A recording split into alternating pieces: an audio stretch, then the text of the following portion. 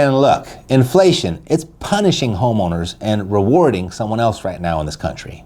And almost nobody on the news is saying that out loud, because saying it out loud means admitting that the same dollar in the same year, in the same building, on the same street is doing two completely different jobs.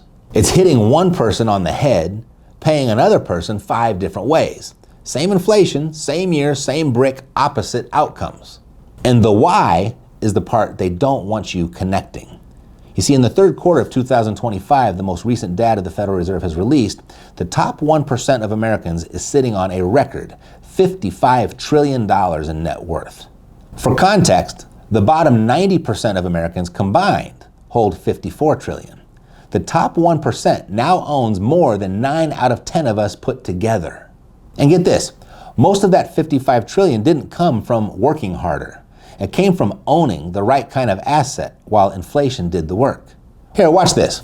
For the bottom 90% of American households, real estate is roughly 40% of their net worth, and almost all of it is the house they live in, their primary residence, which is a cost center. For the top 1%, real estate works completely differently, as a profit center. Same asset, different result. One side gets crushed by inflation. The other side gets paid by it. But hold on, if it was just appreciation, if rich people just happen to own more real estate and inflation just happened to push real estate up, you could write it off as the old, the rich get richer cliche your brother-in-law mutters at Thanksgiving. Except here's the part that breaks that explanation. Right now, real estate appreciation is actually lagging behind inflation. America's great hedge against inflation, the one your parents told you was the safe play, is falling behind for the first time in a generation. So if appreciation alone explained why the rich are winning while the homeowner is losing, the rich would be losing too, but they're not. Which means it's not just appreciation. No, it's 5 different rewards hitting the same person in the same year on the same building, while the homeowner next door gets hammered with the exact opposite. You see, there's a theory that says when one mechanism causes that much asymmetry that consistently between 2 people sitting on the same street, that's not bad luck. That's a system. It's the difference between aligning with the system and fighting it. And the system, it's older than the Fed, older than the dollar, older than this country. And the system isn't just paying somebody on the other side, it's actively taking from somebody on this side. Because here's what's happening to the average homeowner right now. For 60 years, owning your home was the great American hedge against inflation. It was the cornerstone of the American dream. Buy a house, watch it appreciate, retire on the equity, and pass it on to your kids. That was the deal. Well, the deal just broke. Their property tax outran inflation by 37% last year. The repair costs are up 42% in 5 years. The average American homeowner is paying 46% more in homeowners insurance than they were 5 years ago. All expenses outpacing inflation, up to 3 times. The bills are getting bigger. The dollars are getting smaller. The inflation-induced appreciation that's supposed to protect the owner, it stopped working. So if the homeowner is getting punished by inflation, how is it that the landlord is being rewarded? In the next few minutes, I'm going to show you exactly how this is happening, the math in plain English, and what's happening on the 15th that's about to make all of this dramatically worse for the homeowner and even better for the landlord. Let's start with something that the news is never going to walk you through in this way. They'll use jargon, they'll use percentages, charts, graphs, assuming you're following along when half of them probably can't even follow it themselves. It's all designed to confuse you into submission so that you just accept what the system gives you, without question, without resistance. So, picture this. There's an island, small place, and the currency they use, a specific type of seashell. Everybody's got some. Maybe you walked the beach for hours and found a few. Maybe you sold a guy a fish and he handed you 3. Either way, you earned them. Every single shell on that island represents somebody's sweat, somebody's time, somebody's effort. Some people worked harder, so they have more. Some were frugal, so they saved more. Some got lucky out on the sand. And the elderly, the sick, the people who couldn't work anymore, their neighbors took care of them, handed them shells out of charity. Life on the island, it was simple. 2 shells got you a coconut, 3 got you a straw hat, 4 got you a massage on the beach, 5 got you a basket of fish, 1,000 got you a new thatch hut. Everything worked. It had worked for generations. Then one day, an islander says to his neighbor, I'm getting a little older. My body ain't what it used to be. I think I'd like to quit my job at the hat factory in a few years. Maybe I can get some extra hours in so I can earn more shells to save up. That's what my dad did. That's what responsible people do. And so the islander did.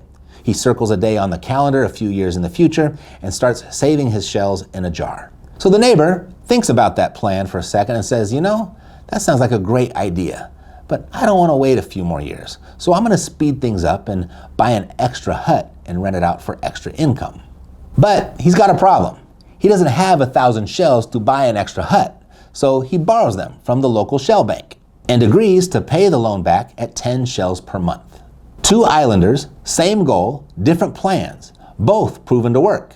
Then, one day, a boat shows up. Out steps a group of guys in Armani suits, and they immediately start buying everything in sight. Coconuts, hats, massages on the beach, fish.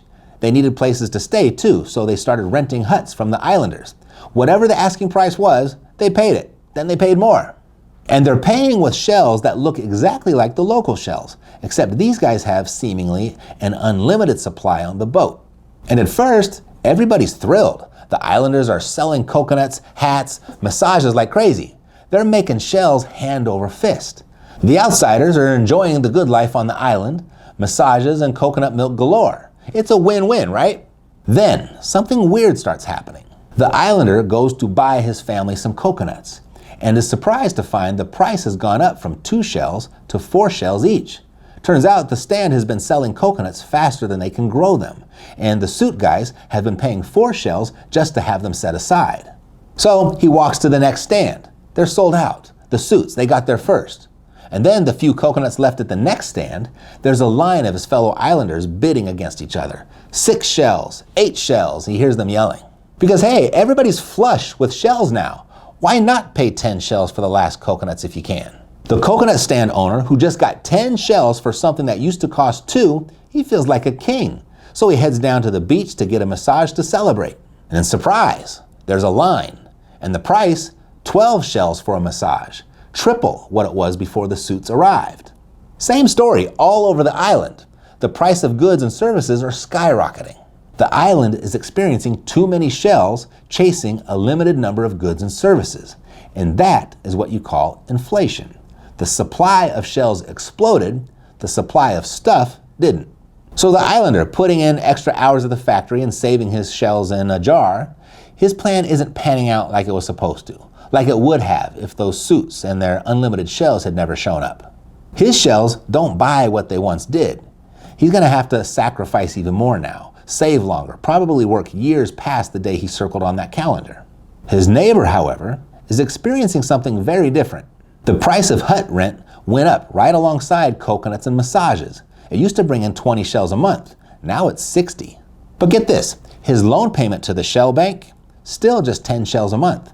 Same as the day he signed. Inflation hit the price of everything. Coconuts, hats, massages, rent, everything except a long-term fixed payment loan. That's locked in, frozen, set in stone. So, as the suits keep spreading more and more shells around the island, the neighbor's rent income keeps climbing, while his loan payment stays exactly the same. Easier to pay every single month. And look, that's not a fable. That's not some abstract economics lecture. That's exactly what's happening right now. The boat is the Federal Reserve. The shells are our dollars. So, of the islanders, which one are you? The islander saving his shells in a jar, or the neighbor who borrowed money to buy something that pays him every month? Because here's the thing nobody tells you. Inflation hurts the saver. Inflation helps the borrower if he borrowed to buy the right thing. Now, let's look at this. What is the difference between the neighbor's own hut, the one he lives in, and his extra hut if he borrowed money to buy each one of them? I mean, they're the same buildings, same roof, same 4 walls. Nothing fundamentally different about each hut, but they are a completely different financial animal. Your own home gives you exactly one benefit, a roof over your head. That's it. Some minor tax stuff, sure, but functionally, you're paying a mortgage every month for a place to sleep. That's not an investment. That's an expense with a nice view. A rental hut, that gives you 5 benefits. The first benefit is the one no other investment on planet Earth can offer. Here, pull out your mortgage statement. Note the monthly payment. You make that, right? Every single month from your paycheck, maybe from your savings, from your retirement account if it gets bad enough. Now picture the same statement, same building, same balance, same interest rate, except a stranger makes that payment. You see, when you live in your home, you make that payment. When you rent your home out, someone else makes the payment. Either way, you own the building. Either way, your name's on the deed. The only difference is who writes the check every month. And inflation isn't just paying the landlord through the tenant's check. Inflation is also manufacturing the tenant in the first place. The same force destroying the saver is creating the renter. According to the National Association of Realtors, the median age of the first-time homebuyer in this country has climbed from the early 30s to 40 years old in just the last 6 years. People can't afford to buy, but they still need a roof over their heads, so they rent. And it's not just the first-timers. No, Apollo's chief economist, Torsten Slok, pulled the numbers from that same NAR data set last November. The median age of any home buyer in this country, first-timer, repeat buyer, anyone, is now 59 years old. 15 years ago, it was 39. The American home buyer pool aged 20 years in 15. People who would have been buying houses at 40 are now renting at 60. The pool of renters, it's not shrinking, it's growing. And every one of them is a tenant for the hut owner across town. The second benefit comes from the IRS. Same building, same 4% mortgage, same insurance company writing the policy. Two completely different tax bills. You see, when you live in your house, the IRS calls it a personal residence, Schedule A, standard deduction territory. Now move next door, same house, same mortgage, but the owner doesn't live there. The owner rents it out. The IRS calls that house an income-producing asset, Schedule E, small business territory. Different planet. The full property tax is deductible, no cap. The full mortgage interest is deductible, no cap. The repairs, the insurance, the maintenance, the HOA dues, even the trip out to check on the property. And then your phone, your internet, home office, and a long list of other things you're already paying for can be partially or fully deductible. The tax code, it favors business owners. If you own a rental property, you qualify. But the killer is depreciation. The IRS lets the landlord claim a paper loss every single year on the building. 27 and a half years straight line depreciation. On a $300,000 rental with $240,000 in building value, excluding the land, that's roughly $8,700 a year in paper losses, sheltering rental income, often sheltering other income too. The building isn't actually depreciating. No, the IRS just pretends it is. So the landlord pays less in taxes on a building that's holding or gaining value, while the homeowner next door pays more. And when the landlord eventually sells, the IRS hands them a 1031 exchange. They roll the gains into the next property, then the next and the next. They can defer the taxes for life, and when their kids inherit it, the property gets a stepped-up basis. The taxes never get paid at all. Same building, two completely different tax bills. The third benefit is appreciation, and right now, it's lagging. Real estate values are flat to down in a lot of markets in the country right now. Inflation, it's running ahead of price growth. Homeowners are getting hammered on this. They owned through the peak. Their property tax bill went up, their insurance went up, and the value on paper, it hasn't moved. Historically, real estate appreciation runs slightly ahead of inflation over long holding periods. Sometimes it's up, sometimes it's down. Right now, it's down. But here's the thing. The landlord doesn't care, because while appreciation takes a breather, the other four benefits are running, and they're running hot. The tenant still makes the payment, the IRS still hands over the depreciation, and the next two, those are running full blast right now because of the same inflation that's holding appreciation back. So the fourth benefit, inflation arbitrage, or inflation-induced debt destruction. It's like this. Think of a fixed mortgage like carrying a 50-pound weight. At first, that weight feels heavy, but then the world around that payment gets bigger. Inflation causes rents to rise, wages to rise, prices to rise. The whole economy grows in dollar terms. But your old fixed mortgage payment stays the same. The payment is still technically 50 pounds, but now you're bigger, you're stronger. That same old payment doesn't feel as heavy anymore. That's what inflation does to long-term fixed-rate debt. It doesn't erase the debt. It doesn't make the payment disappear. It just makes that fixed payment smaller compared to the new economy around it. That's inflation arbitrage at the loan level. Now here's what it looks like at the bank account level. Specifically, cash flow, the fifth benefit. Now in the beginning, this one's typically small, it's nominal. Sometimes it's nothing. But here's what happens if you bought right and you manage right. The rent, it goes up. The mortgage payment doesn't. It stays right here. And year after year, the gap between the rent you collect and the mortgage you pay, it widens. You see, the hut owner started at 20 shells in rent and 10 shells in loan payment, right? 10 shells of cash flow. After the suits brought that inflation ashore, 60 shells in rent and the same 10 shells in loan payment. 50 shells of cash flow now. The homeowner, no cash flow. 5 benefits, 1 asset versus the homeowner's 1.